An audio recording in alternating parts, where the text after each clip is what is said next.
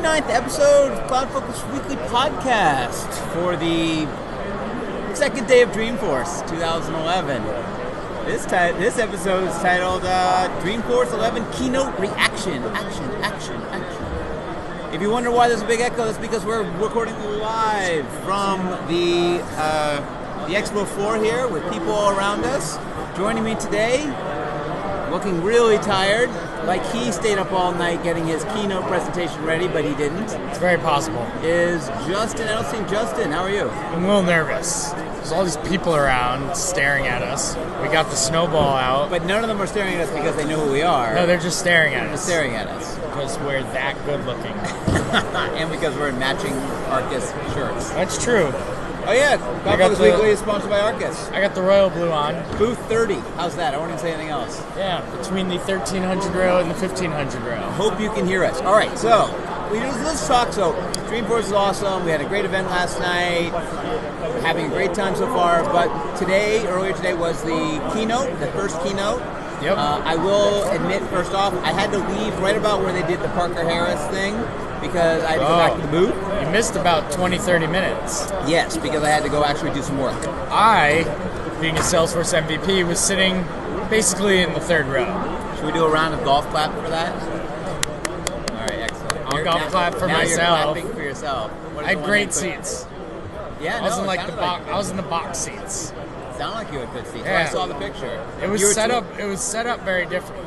Yeah, so it's like for this year, it's sideways. Sideways. Sort of like, I thought it was great because wherever you were, I felt like you had a good view. Well, you were gonna watch on the screen anyway if you were far away from the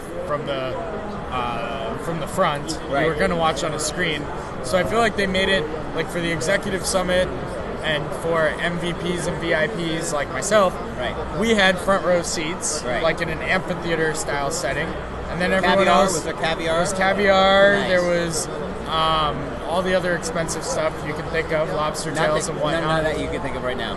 Shots of Louis were served. Wow. And Patron Gold. And then there was, it sort of spread out. So the stage didn't necessarily face the entire audience. It faced a small portion. Right. But Mark Benioff, CEO of Salesforce and main speaker, got up and got off the stage quite a bit. Yeah. And walked around and literally walked right down my aisle. Yeah. So I got some good action shots of him walking right past. And did you get a whiff of like his cologne or anything? No, but I really thought I might have been one of those people that he shook their hands and said, "Welcome to Dreamforce. Right. Thanks for coming." But he only does that to people he It didn't knows. happen. No, he's doing it to like everybody. It just didn't happen. Yeah. I was a little disappointed. So I will say, anyway, first thing, it's hard to be social and watch Dreamforce at the same time. I was spending time struggle with the Wi-Fi. I was looking up, looking down, like focusing, like typing, reading, retweeting, coming up with funny sayings. So from now on, I'm going to hire a Twitter mule who will tweet while I watch. No, you know what you need? You need your laptop on your lap. Okay. With the live stream going, and then that way that can be right there on your lap, and then you need your iPad sort of on the keyboard and just be tweeting. Then why even show up? I can do that from home. You can do it from home. Why not? Why go to a football game? You can watch it on an HD screen. That's true. I like those. It's the atmosphere. You got to be there. So first of all, we're gonna have a little bit of contentious here because I think you might have won by a point or a half a point. Won what? Won our predictions. I was clearly ahead. Third parties will agree. All right. Well, no, we're going to put someone else later in the show. Or maybe not. Will that person be here? No. So let's talk about what was announced. Do you have this in actual order of when it came out, or do you not? Order of what came out? Yeah. In this list here? Yeah. No, because you put this list together, so it's out of order. So it's okay. So go ahead. I could try and do it in order, but I think I'll just go through the list. I mean, you were sitting so close as an MVP, I would expect you to remember. It's true, I wasn't taking any notes. All right, so let's go through some of the big stuff, right? So, first off, touch.salesforce.com. Yeah, that's. I mean, wow, you're right for the big. I think that's the biggest. I think that's me winning by saying mobile goes free because Touch. I think Touch. It basically set mobile free. They basically set mobile anyone free. who now buys I don't think they could sell the mobile app anymore. No. Why would you buy it? Unless for that, I think they're going to do exactly what I said. They're going to keep it around for a year. But HTML5 does offline too, doesn't it? I don't think it's built into this version. Okay, well, very few people have done HTML5 offline. but eventually it will. It looked very nice. Hopefully it's snappy. Their demos on stage seem to move very quickly. Right. They're very fast. I thought they had a lot of content in this one. I think they didn't do that's actually not what I meant. What I meant was the speed that the app responds. Yeah, no, I know what you meant. It's very fast. It's snappy. I don't know what they do, but it's faster than sitting there at home. And I don't know, they must have a really great connection and scale down like anything that's on the org that they're demoing on or the pod that they're demoing out of, because it is a snappy org. And when we were seeing the touch.salesforce.com stuff, which is essentially full mobile on any device agnostic, because it's just using HTML5 to render in a native app wrapper, I guess, for lack of a better word. It was responding and reacting very quickly, switching between chatter and records, going to different records, having the records overlay, stack like the email client inside of Bing does that very well, email, They had the UI down. The UI was really basically it's HTML5 mobilized version of of Salesforce. Yeah, so everything you can get to, you can get to. And I couldn't tell if it's an app or if it's a website that you just put the little shortcut to the website on as a shortcut on your tablet. Like I couldn't tell if it was like the Android version of it. To move on to like part of this list here. Well, I want to get a reaction to that. So I'm going to do a scale of 1 to 10. 10 being the greatest news ever announced in Salesforce. 1 being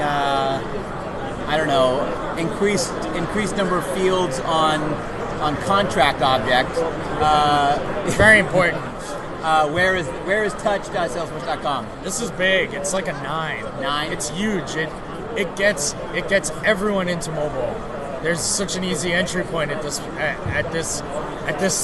juncture. It's so easy to say we don't even have to do anything. It's there. It's the same thing. You don't have to configure it. It's nothing. It's just a different skin or different UI on your regular Salesforce that you log into on the web.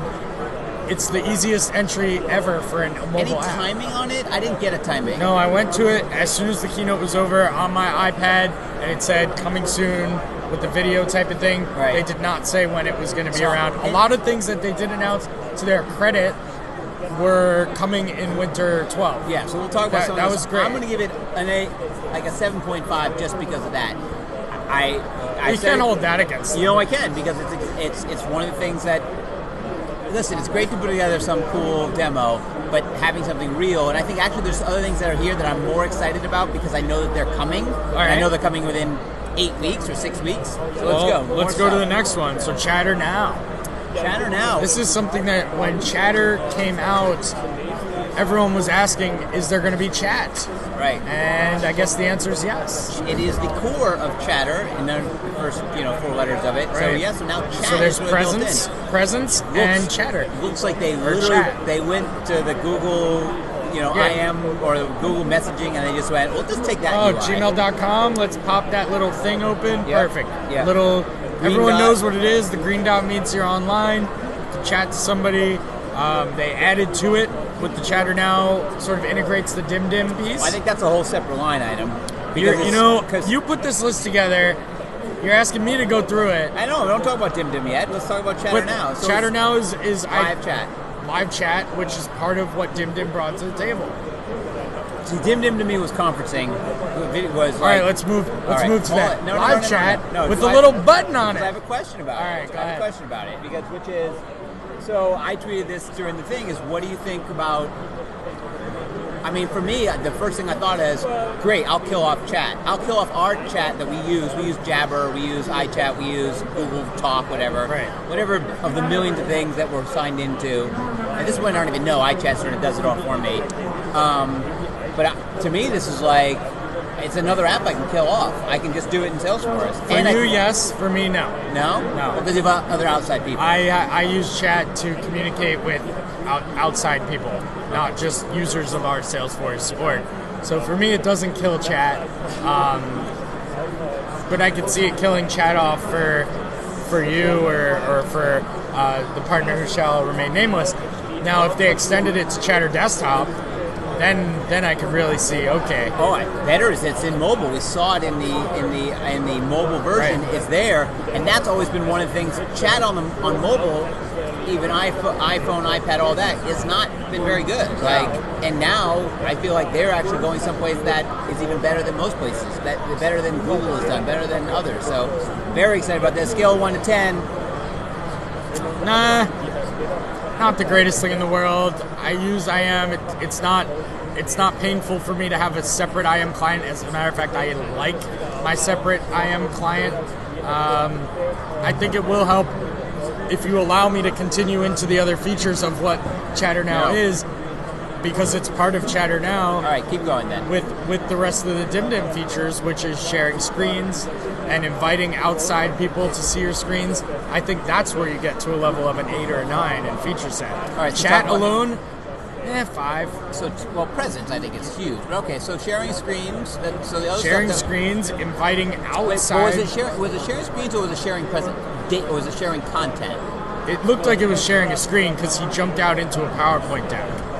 But that wasn't a deck that was inside. But he was Salesforce? in PowerPoint. Okay. He was in the app. He was in the PowerPoint application. If they had that's huge. That's the thing I didn't get. I didn't see. And then you can add in external like a customer. So you can add a customer to your chat that's going on. Right, but it's not. But external. But it's live and not scheduled. Right. It looked like a click a button, boom, start this thing up. So that's where I think that I kind of wanted to see it. I wanted to see it as part of an event scheduler. An event, right? I don't know. Maybe it'll be there. Maybe it'll be as like it's easy, or maybe it's just like you're there and you send the email at the same time. I don't know. Well, maybe it's just part of your workflow where you send out an invite and then you say, I'll send you the meeting link at the time, right? And you'll get an email from me or whatever. But it's interesting that as far as these other ones have gone, meaning that WebEx, GoToMeeting, even now with Google Plus and their Huddle, and now Facebook and the Skype integration. Like I like that they're getting into it, and I think it's great because it'll sort of be good. But it feels like they're already starting, even though they're already starting a couple legs back. I didn't see video, real-time video. No, they always do that FaceTime integration that to me is completely useless. Yeah, that's such eye candy. I mean, I was sitting next to somebody, Alex Sutherland, who was like, "Oh, I love when they do the FaceTime demo," and of course he's sitting there on his MacBook Pro, and of course I'm sitting there with my MacBook Pro and my iPhone, and we're Apple people. But the truth of the matter is, most people don't have FaceTime. Right. And in order for FaceTime to work, you have to be on Wi-Fi. So if you happen to have FaceTime, and then if you happen to be on Wi-Fi, then you can use that feature. Well, if you have that Dell server, that's why you would have that FaceTime ready to help your Dell server. Yeah, that's the example they always do. Yeah, they always do that. Oh, you see that DVI cable? You have it plugged into the wrong thing. Not impressive to me. Very eye candy stuff. So, but anyway, I think the Chatter Now stuff, I think it's hot. If it works as well in mobile and on the mobile Chatter device and inviting other people, I can't wait. I think that's incredible stuff. That to me is a higher. That's like an 8. So let's talk about a couple other Chatter announcements. One quick one, which is really more of I think goes to what we talk about when we talk about the core type stuff, Chatter approvals.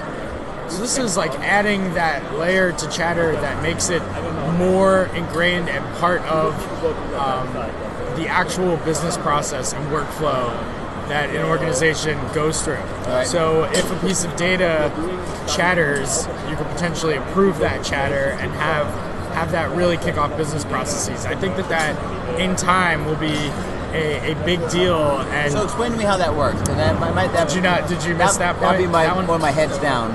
Okay, so this was when Craig was up on stage doing a demo, and Demo Dan was doing his thing, and they had a record that was being sent into an approval process, and instead of being sent into an approval process traditional in Salesforce, it chattered. I say I need to go into this. I need to be approved. I'm submitting this for this amount for approval, and then I'm manager could go in and approve it inside of Chatter. Oh, interesting. And it just takes Chatter to a different level because it actually involves it in the business process as opposed to just being like a social layer on top of the business process. So I think it really brings the Chatter mobile apps to another level because then now you can put approve things in a from Chatter the road, mobile app. right? And it changes the way that us as implementation partners, as well as anybody who's setting up their Salesforce instance and needs to do business processes would want to actually set them up. You have to think about which way you would want to do them. Traditional or not. We have some people stopping by the table. Yeah, sorry. The partner who shall not be named, and someone else who's being a little shy, doesn't want to come on the podcast. They're walking away. We'll catch up with you later. Nice. So that's a big change. The way that you can now approve records inside of Chatter. Yeah, that's and it makes you think, how do I want to approach this business process? And Craig, when he was doing the demo, was saying, we're changing the UI of Salesforce. Right. This is the user interface that people are becoming more familiar with inside of Salesforce. This is where people are going to do work. It's like CRM is underneath Chatter. So it's like an Chatter, inverse. It's and like then you have this flipping. CRM crap that's underneath it. That's right. Cool. So we'll keep going down the Chatter path because there's a lot of Chatter stuff, and then we'll get to the rest of it. I'm so surprised by that. Very surprising. So two things that I think are intertwined, and I'm not sure are the same thing. As a matter of fact, I'm pretty sure they're different. So Chatter for customers. Yes. This was the ability for you to create a group. Yep. Which in turn becomes a private group or a special kind of group that you can have a Chatter group with users or people within your organization, regular users, and outside customers. So you can create a group for a bird is actually walking into the pigeon. A pigeon is literally walking right next to our feet. He's eating the scraps. Wow. All right. Is there a question from the pigeon? No questions All from right. the pigeon. So anyway, as I was saying, you can invite your customers, your contacts, into a private chatter group and start collaborating. And they showed it. They would get an email. The customer would get an email. They would click it. It would launch them into Chatter. Now, they didn't show them logging in. There were a couple details that were skipped over, Right. like do they have to log in? Do they have to be authenticated? What are they actually authenticating into? Is this a portal license? They didn't go into anything of that nature. But what we did see was 3 contacts and 12 users in one group communicating with each other. And we saw it from the customer side. They were able to see nothing, just the group, and anything that was shared within the group, so they had no tabs, nothing, just stuff that was shared within that group and the people, and they were able to post things, they were able to comment on things, access files, a very nice private collaboration forum. This, to me, is it's a project management totally windfall, like for us, like, oh my God, what an incredible thing. The days of like having a shared Google Doc right. sort of goes away with this, which is way more controlled. This plus, it does take a stab at some of the collaboration stuff that we've always talked about, like Google Wave.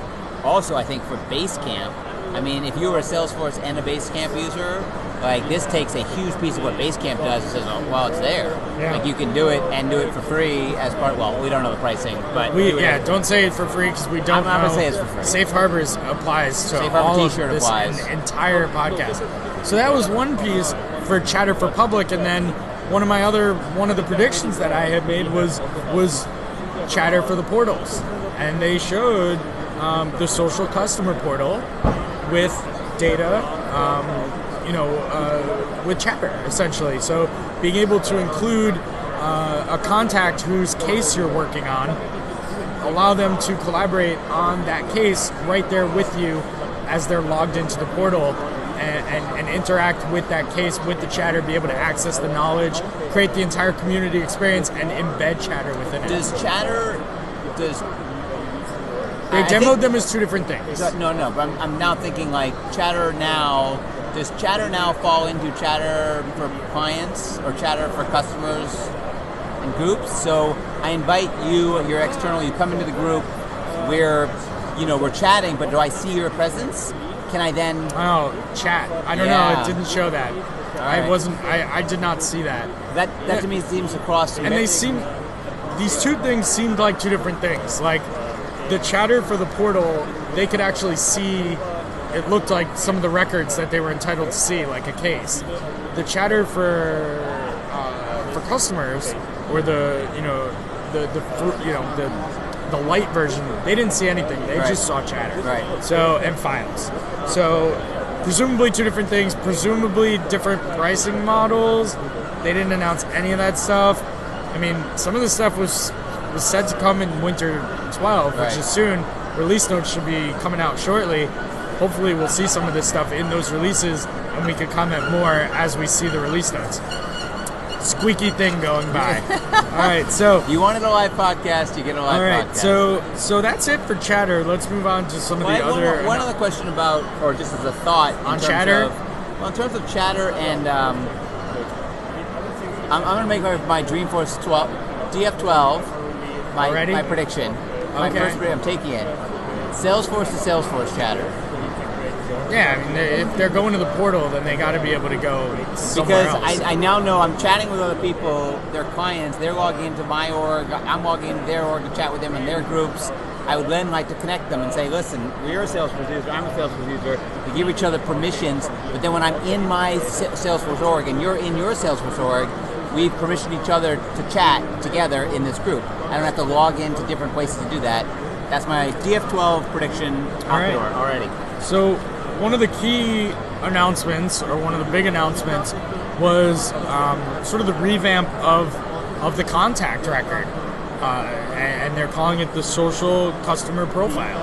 So the contact record looked extremely different. Yep. It had a picture. As a matter of fact, it had a couple pictures. It had your Twitter photo, your Facebook photo, and your LinkedIn photo. As you hovered over the different icons, you saw the different photos. I don't know if it was a hover or a click, but whatever it was, you could switch between the three photos. It brought in links to your customers' profiles via data.com, which is Jigsaw and DMB mixed together. Not sure if that's the only way that you're going to be able to put together a social profile, or if you're going to be able to sort of manually put that stuff in, yet to be determined. I'm hoping that you don't have to be a data.com customer to leverage the social profile. I think that'd be a huge mistake if they did that. I think so too. Yeah. But it added a lot. It added conversations. It added pictures. It brought the contact alive. Right. It brought it to a different level, and it almost looked like a person record.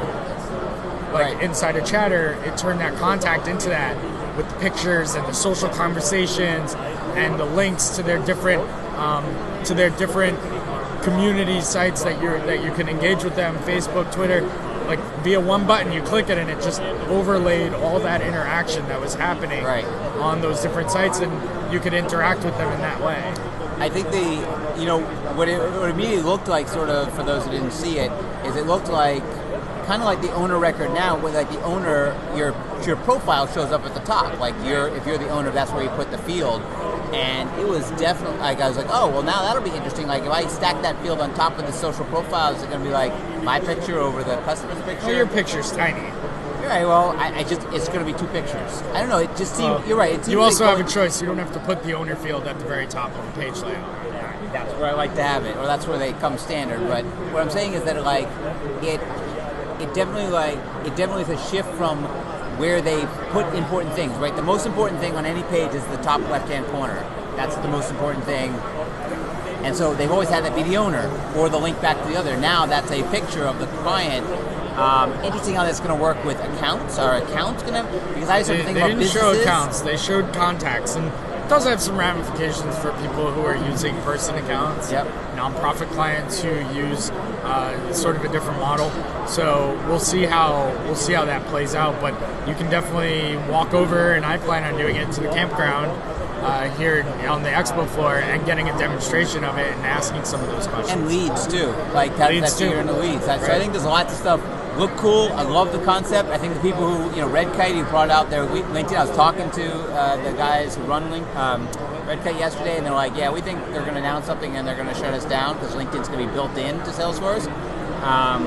So we'll see what happens. They do it's a little bit different thing, but definitely it's now included. Yep. And that's Winter 12. Right, that's Winter 12. And another piece for that is data.com. So data.com is part of the essentially rebrand of Jigsaw and the data cloud. So we didn't see did we see the chiclet? We saw you didn't see the chiclets. You left. It was scaled down completely. Nice. I think tomorrow you'll see a blown out chiclet slide because tomorrow is about the platform. Right. Today it was a very scaled down. There were 4 clouds on the top. Nice. It was Sales Cloud, Service Cloud, App Exchange, and Chatter was like a row. There was like another cloud up there. I can't remember what it was. The platforms were Force.com and Heroku, and then underneath it were Data.com and Database.com. There's like a VP of chiclets. Like there's someone who spends that slide. That's the their one slide. thing they do. They spend nothing update so often that they're rearranging it. They got mock-ups. All right. Big news: Database.com's GA today. Yep, I signed up. You can sign up for a Database.com account right now if you'd like. I signed up. I logged in on my iPad while we were sitting there. Create some tables? I did not. I got into the settings, and I'm like, oh, this looks like Salesforce. And lo and behold, it did. But yeah, so that's live. That's good. A little later than they said it was going to be, but it's available. It's available. A couple other things that were shown. A lot of social stuff. They went into the... I guess we'll start with the Heroku social stuff. So they demoed an application that Disney World or Disneyland on Facebook was built on Heroku. It was able to push out to Facebook and create a more engaging experience for. They actually used the term "delight your customers" about 12 different times. Delight your customers, okay. During the course of the entire keynote, and so they showed how at Disney's not the kind of thing where the vacation doesn't start when you get to Disney. You have to plan your vacation at Disney because it takes a while, and usually you go for a week, and you want to know which parks you're going to, and you got kids, and where can they go? What restaurant should I go to?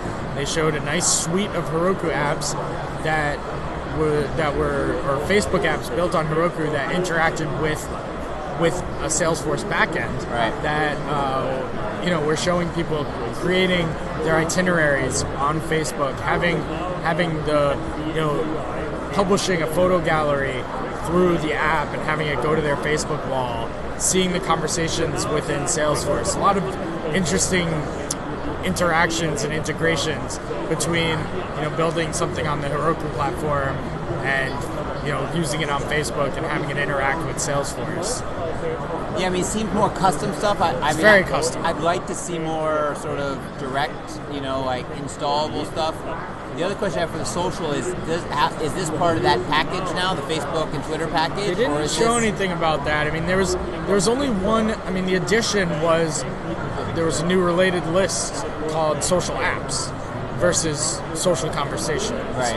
And the social apps was this Heroku piece where you see that they've installed this app or allowed access to this app inside of Facebook, and it showed up on that social customer profile within Salesforce that they're using this application. So that was sort of the Heroku piece. The other Heroku announcement, this one's a little befuddling to me. Java for Heroku. Okay. Not befuddling in that respect, but befuddling in the fact that we heard nothing of VMforce. It'll probably be tomorrow. I have a feeling VMforce is just a failure. Really? They made zero mention of it, and they said now the 6 million Java developers have access to use our platform.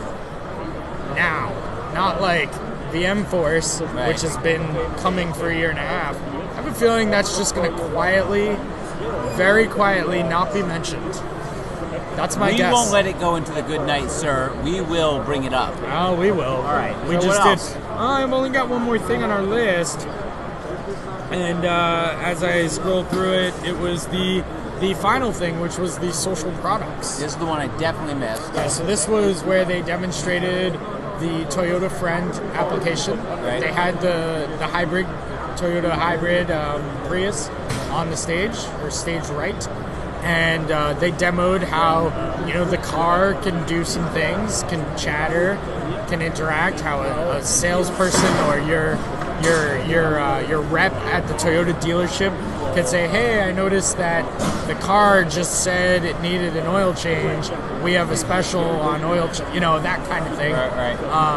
Also a mobile app for that, where you can unlock the car. Right. You could interact with the car, and presumably any other person that had anything to do with the car, and your family's cars. So if you have a couple of Toyotas, they're all linked together, as well as push some of that stuff out to Facebook. They said that. I didn't see what it was or why you'd even do that. My car is currently unlocked on the corner of Second and I didn't really get that, but and it's chatting. I'm unlocked and putting it on Facebook. Right. So Twitter. they talked about Toyota. They talked about Coca-Cola and how they're bringing all their social stuff together using Salesforce and Radiant 6. We saw Was there a Radiant 6 demo. There was. We saw a little bit of Radiant 6, and we saw how Coca-Cola was doing things again with products, turning products into social. I don't want to say people, but things that interact. Right. So a Coca-Cola machine would potentially interact, right? Where you're at a Coca-Cola machine, you're doing a mobile payment with your phone, and it racks up a point or something, and it knows that you're at that machine, and loyalty points, etc. And then they showed another example, which was can't remember the company's name, but they did servers and switches, and how they socialized a switch, where if something, someone kicked the plug or a switch went bad, right. it would I don't know how it would do it if someone kicked the plug out of the wall. It wouldn't have electricity, but it would send out a notification either via Twitter or via Chatter that would say, hey, there's something wrong with me, someone come fix me. So that's what they mean by social products. Yep. I think we're going to see a little bit more about that tomorrow. So overall, day 1. We had some funny things. There was MC Hammer sighting. MC Hammer sighting. I mean, he's apparently a leader in our industry. I don't know what I threw a industry tweet that out is. there that he hasn't led anything since '92. And then I Can't asked Touch him, Us. please, Hammer, don't hurt me. Nice. We went to see Neil the Young Gary. came up on the stage. We went and saw the Gary Vaynerchuk. His Just first- now, yep. the first of his 2 breakout sessions, and let me tell you, I was a huge Gary Vaynerchuk fan before I saw him live. I'm an even bigger Gary Vaynerchuk now that now that I've seen him live and shook his hand, said hello, talked a little bit about the New York Jets. Phenomenal speaker if you have a chance. If you're going to listen to this before 5 p.m. today, which Go to the you 5 probably p.m. won't, but try and make your way over to the 5 p.m. Or they'll because be it's on worth YouTube. it. Both of them will be on YouTube. I guess. Totally worth it. Yeah, totally worth it. I mean, I'm not going to say I skip wonder the if they're first going 2 to bleep. people. I wonder but if they're I'm- going to bleep him. He on curses YouTube. quite a bit. Yeah, I was trying He's to start to explicit. count. I would say it's about 6 or 7 bombs. I would say more than that, Really? plus some inappropriate comments that don't include the 6. That's true. They should Words. have a new Safe Harbor T-shirt that literally has a whole paragraph Gary for V Gary is speaking. Yeah, but hands down, best session I've ever been to. I mean, he's just a great speaker. Yes. I mean, it's very not engaging, very energetic. in a and Salesforce interesting. world and about social. It's not really that good. But as because it's not really about Salesforce. He gets up there and he kind of says, "These are all just freaking tools." Yeah, he's like, these are tools, and they're not, they're tools. What's Who the cares? ROI of a piano to me? Right. I thought that was a great quote. He was using the tennis analogy of, I was about to say Patrick McEnroe. Patrick McEnroe's brother, John McEnroe, who used a wooden tennis racket in the late 70s and early 80s, could still beat him in tennis using his wooden tennis racket. And if he used the brand new whatever material they're making tennis rackets out of these days, it would not matter. So he sort of poo-pooed the tools a little bit, but then said, if you know what you're doing, these tools are fantastic. You've got an arsenal. Go to war with it. Right, and he went off on his own little tangent, which is again what makes him a very good speaker, because it seems like whether that was written down or whether that was rehearsed, it seemed like he got up there like literally 2 seconds before he got up there. He's like, "Where am I? Oh yeah, we're gonna talk about social. Let's get up there." And He had no ring slides. It was No one slides, slide. one It said slide. Gary with the headshot. And definitely worth seeing if you get a chance. But anyway, so that's it. We're going to wrap it up. It's a long and probably very noisy podcast for everybody out Yeah, let us know how the sound came out. there. If you liked it or not. We'll maybe do another one tomorrow after the platform. Well, yeah, I think we should. We'll be at our booth number 30, the Arkus booth. stop by and pick up your Safe Harbor t-shirt if you're a listener and you know one of the 2 secret words. We also have other fun little giveaway stuff like Arkus pens and some other stuff. So stop by, booth 30. That's our pick of the week is us. Us. It's all about us. We actually have a new app, and the app has changed. We're not going to pick this week. We'll probably talk about it, probably in a blog post and all that. But stop by and find out what it is. I'm going to pick it next week. You're going to pick it next week? All right. So that's it. Remember, go to blog.arkusinc.com, read up all stuff. It's been we relaunched it last week, so it's got new features in it. We talked about that. At arkusinc.com or at arkusinc, twitter.com/@arkusinc. Twitter.com/Jason Matwood, Twitter.com/Justin Edelstein, and Facebook.com/ArkusInc, and soon Google Plus, whenever it allows. Whenever they allow us. Whenever they allow. Go to iTunes. Go to iTunes, subscribe, leave a review, and we love you forever. Until maybe tomorrow. Enjoy the indoorness of Dreamforce 11, Pound DF 11, and we'll see you tomorrow. Enjoy those party days.